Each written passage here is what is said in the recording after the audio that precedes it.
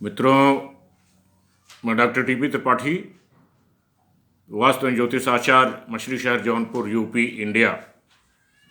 वंदना ज्योतिष केंद्र में आपका स्वागत है। हमारी ये सृष्टि पूरी गति में है, मोशन में है, घूमती है। उसके आधार पे हमारी पृथ्वी भी सूर्य का चक्कर लगाती है और उससे हमारे मौसम बदलते हैं। जाड़ा, बरसात, गर्मी अगर चक्कर नहीं लगाती तो मौसम नहीं बदलते। 23.5 अंश झुकी हुई है। सृष्टि को जिसने भी बनाया, मुझे लगता है कि सर्वोच्च उत्कृष्ट दिमाग लगा है। सृष्टि में हर चीज निश्चित है, कांस्टेंट। यूनिवर्स को जो कुछ कांस्टेंट चलाते हैं, जैसे गुरुत्व बल है, ग्रेविटी है, फोटॉन के कण है, स्ट्रांग फोर्स है जो न्यूक्लियर को बांधे रहती है, ग्रहों की चाल है, इनमें कोई परिवर्तन नहीं आता। आप सोच लीजिए कि अगर गुरुत्व बल जो 9.81 मीटर पर सेकंड है, अगर वो 10 हो जाए तो क्या होगा? हो सकता है कि चंद्रमा गिर जाए धरती पर, तारे अपने जीवन कम कर सकते हैं, जहाजों को उड़ने में दिक्कत होगी। तो ये जो कांस्टेंट कुदरत ने निर्धारित किए हैं, ये जीवन को सपोर्ट करने के लिए है।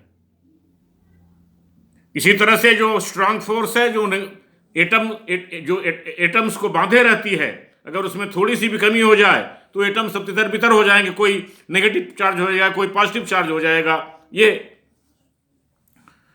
इससे स्पष्ट होता है कि सृष्टि में कोई बहुत बड़ा दिमाग है जो जीवन को सपोर्ट करने के लिए इस कांस्टेंट को निर्धारित किया है। इसी तरह से ग्रहों की चाल है जो कांस्टेंट है, उसमें कोई परिवर्तन नहीं आता, कोई वक्री नहीं है, कोई मार्गी नहीं है। ये मोशन फिनोमेना है, ये हमारी दृष्टि भ्रम है।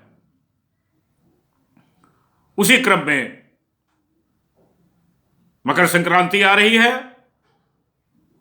सूर्य जब मकर राशि को क्रॉस करता है, संक्रमण करता है, तो वो मकर संक्रांति होती है।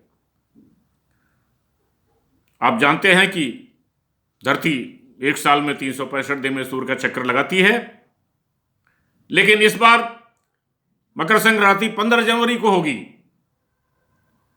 क्योंकि सूर्य 14 जनवरी की रात 8:34 पर मकर राशि को क्रॉस करेगा, संक्रमण करेगा। क्यों? क्योंकि हमारा ये पूरा सौर मंडल भी घूमता है, जो विपरीत दिशा में, धरती की विपरीत दिशा में घूमता है, जिसको हम अयनांश कहते हैं। अयन बिंदु मोशन, अयन बिंदु का चलन, वो बैक दिशा में है। 72 साल में 1 डिग्री बैक हो जाता है, तो धरती को 1 डिग्री और ज्यादा चलना पड़ता है उस राशि पर आने के लिए। इसलिए इस साल 15 जनवरी को 2022 को मनाई जाएगी। 72 साल बाद फिर 16 जनवरी को मनाई जाएगी।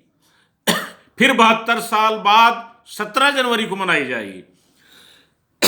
इस तत्व को आप अच्छी तरह समझ लें। गीता में जब मकर संक्रांति को सूर्य उत्तरायण माना जाता है, उत्तरायण गति को सूर्य उत्तरायण हो रहा है।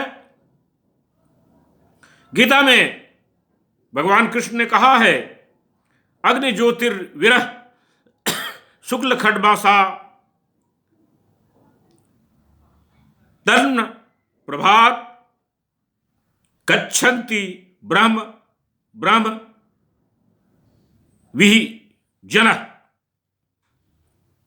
श्लोक में भगवान कृष्ण कहते हैं, प्रकाश की बहुलता वाला मार्ग कहते हैं, और शुक्ल पक्ष बताते हैं जबकि दक्षिण को अंधकार बहुलता वाला मार्ग कहा जाता है। सुगमता वाला मार्ग में श्रेयस्कर होता है। इस काल में देह त्याग पर फिर जन्म नहीं लेना पड़ता। इसीलिए पितामह भीष्म ने उत्तरायण सूर्य की प्रतीक्षा की अपने देह को त्याग करने के लिए, जिससे कि दोबारा फिर हमको पुनर्जन्म न लेना पड़े। ये